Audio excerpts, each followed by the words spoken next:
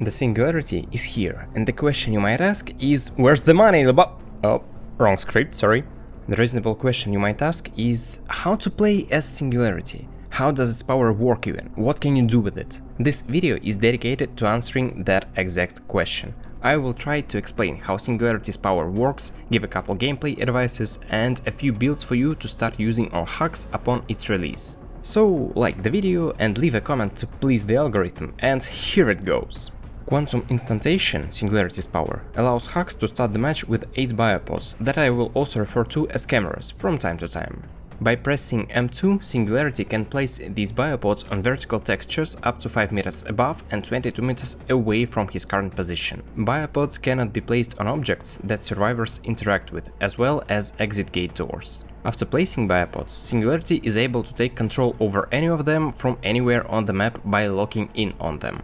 In the meantime, Hux's body remains on the map with no terror radius. While controlling the camera, Hux can see everything normally, but can't hear many sounds, like survivor movements and grunts, as well as noise from gens. If there's more than one biopod on the map, Singularity can move between them without returning to the body first. Interesting detail here. While controlling a biopod, Hux can take control of the previous one he controls by pressing the button. However, to control any other, you will first have to lock on them. By the way, you will always know which biopod you controlled last, it will be highlighted to you in yellow. In case a survivor is found in the 20-meter radius from the camera and inside its POV, you can lock onto that survivor and after 2 seconds put a slipstream on them, which I will further refer to as blobs. Be aware that biopods don't differ from basic POV logic, so you yourself will often see survivors from much further and much better than your power can detect. When you slipstream a survivor, all biopods enter recalibration mode for 4 seconds. After the timer, you can lock onto survivors again. If the chosen survivor isn't marked by a blob already, you can place one and repeat the procedure. However, if a blob is present, you can teleport to that survivor. After teleportation, Hux appears at the exact same spot he found the survivor on and always comes out looking that survivor in the back. For the next 4.7 seconds, Singularity enters overclock mode. Overclock is visible as green light around your POV. Upon release, it's got a timer that shows you when the overclock is going to end. While overclocked, Hux cannot teleport again, however, he gets a 75% boost to action speed. Moreover, any pellet dropped on Hux during overclock is broken automatically without stunning Hux, and he can attack immediately. However, there is a cost to that. Hux immediately loses overclock and gets slowed down for a few seconds. By the way, if you teleport through a dropped pellet or catch a survivor in the drop animation, said pellet will break instantly and you will come out slowed down and with no overclock on you. Okay, that marks the end of the main power explanation. But before we touch on EMPs, which are innate counter to Hux, let's talk about some interesting details in his kit. First of all, a few minor details on how Singularity's cameras work. Number 1, their detection logic is similar to that of Power's Ghost Face and Shape possess. That means that situations where you can clearly see a survivor but are unable to mark him will be painfully common. Brace yourselves for that. Furthermore, Hux can have up to 8 biopods on the map simultaneously. If you place another one when you're out of pods, the logic will be similar to that of Hux power. The oldest biopod on the map will vanish the moment you successfully place a new one. Moreover, you can manually remove useless biopods. In order to do that, you need to control Hux, aim at the biopod and shoot it. This will return it to your stash. And talking about cameras, there is one more rule to their placement. You cannot place a biopod in a 5-meter radius of direct POV of an already existing one. But don't worry, that radius is highlighted to you. It looks like a pink sphere around the pod when you aim at it. Moving on to the next bit of information. This one will be mostly interesting for survivors. Biopods don't have collision and can be walked through. However, I believe that in the first weeks upon Hux's release, survivors will get scared when you try placing a biopod above a dropped pellet. Next up is the most unfun thing about biopods, where a survivor will always know which camera you control, because it will be highlighted in bright blue lights. Also, when you lock on a survivor to infect one, a crosshair appears on them which just cannot be missed. Survivors have more than enough time and cues to react. Now, a couple words about the blobs. You see, they are in fact infectious and can spread across survivors after 2 seconds of them being on at most 6-meter distance. Yet again, this is something that didn't really work on the PTB, but it is possible that the effect will be huge upon release. Finally, less detail before we move on to EMPs. If you take control of a biopod next to a hooked survivor, you will be slapped by a huge movement speed debuff upon getting back into Hux's body. This debuff lasts for 5 seconds and the slowdown is so massive that you feel like walking in a non-Newtonian liquid. Okay, now's the time to talk about EMPs. And EMPs are special items obtained by survivors from a type of chests, printers. EMPs exist with the sole purpose of countering Singularity's power. Their effect is applied in a 10-meter range clearly shown to a survivor and can be used while running. Upon being used, EMPs turn off all the biopods and blobs in that set radius and apply their effect through walls. When that happens, blobs are completely destroyed while biopods turn off for the next 60 seconds. Camera's interface then turns pink and POV obtains red markings all around. Disabled biopods can be visually identified through red lighting and dimmer darker coloring. Moreover, when Hux controls such pods, it is highlighted in pink to survivors. However, you cannot identify a disabled biopod when you don't see it. It will only become evident to you upon taking control of it. That's a great plan, Walter! That's fucking ingenious, if I understand it correctly.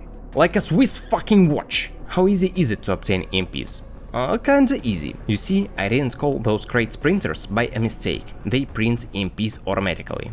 Upon chapter release, crates take 90 seconds to print an EMP, after which they open. Any crate will start printing the next EMP after previous one is taken by a survivor. Moreover, survivors can speed up the process 4 times by pressing the button manually. This of course means wasting up to 22.5 seconds pressing on a single crate. On release, a roll of 5 crates spawn on the map. There were 7 on the BDB, but I broke one and lost the other. They use same spawn points as normal chests, meaning they'll often be close to gens.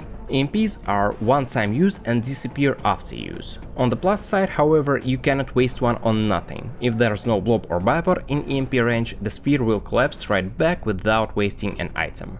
Additionally, any survivor with an EMP cannot use any other item, and if they drop an EMP, it vanishes off the face of the realm. And that concludes our dance macabre with Singularity's power. Therefore, this is the time to talk about how to play Hux. And we start with camera placement, then chase, and then go to teleports. So, the most effective thing you can do with Hux, and that's actually sad, is camping 3 gen by placing 2 cameras per gen. If you do that, remember to place cameras in such a way that it will be impossible to disable both using only one EMP. Place them as high and as far apart as you possibly can. Sometimes you will be able to do that standing in one place near a gen, but most often you'll have to move around to find solid angles.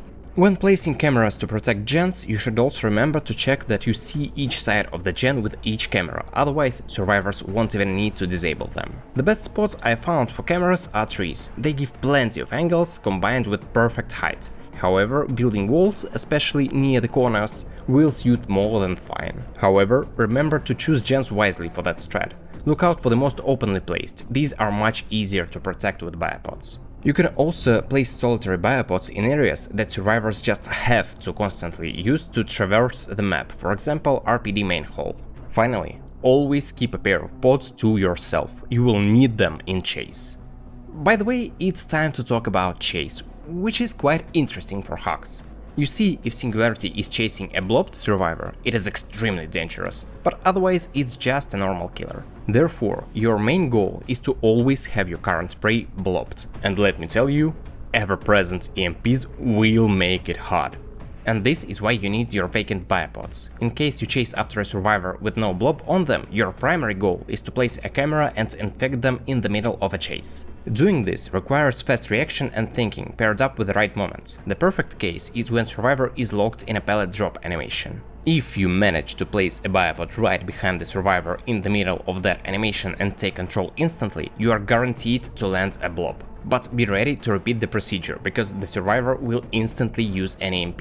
In case you are chasing in a recyclable loop, like Shack for example, and can't tell that you will be doing more than one circle in it, place a pod during your first circle and use it later. This really does help in tough loops like Shack and most main buildings, but can also work in jungle gyms as well. After you have made sure that your target has a blob on them, the rest is much easier. You simply have to teleport to them, catch up, hit and repeat. Overclock all but removes every obstacle in your way. But it leaves space for nuance. First one is that overclocked Hux breaks pellets like with Spirit Fury but without any stun. Therefore, after teleporting you have to prevent your target from pre-dropping a pellet. If you manage to get hit by it, you land a hit yourself. Second one is that Hux breaks pellets when it teleports to the survivor through a dropped pellet.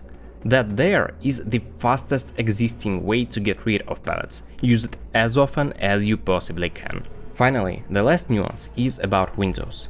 You see, the issue is when you teleport to a survivor who is in the middle or just finished vaulting, you end up behind the window. However, make an exception for those windows that let survivors easily break line of sight after vaulting, such as the shack window. In cases like this, use your intuition. And finally, a few words on viable builds for Hux.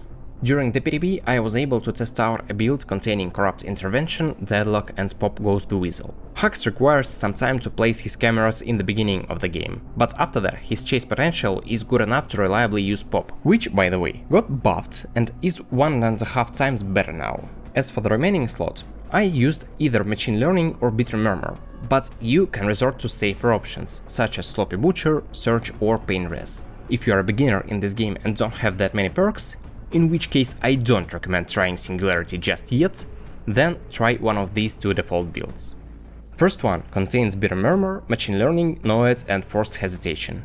This is quite a risky and aggressive build that relies heavily on interconnection of all your perks in the endgame. If you look for something safer, try Sloppy Butcher, Jolt, Fearmonger and again Machine Learning. I believe ML to be Singularity's best teachable. That said, time to wrap up my beginner Singularity guide. Needless to say, Hux turned out to be a hard character in both understanding and execution. Although a lot of things are yet to be discovered with Hux, I hope that my guide helps you to understand his basics and dive deeper in learning him, taking less time to wrap your head around his mechanics. And that concludes it all. If you liked the video, go see my other works like the Deathslinger 101 guide here and leave a sub to help me grow. My name is Hydro and I will see you in the next one.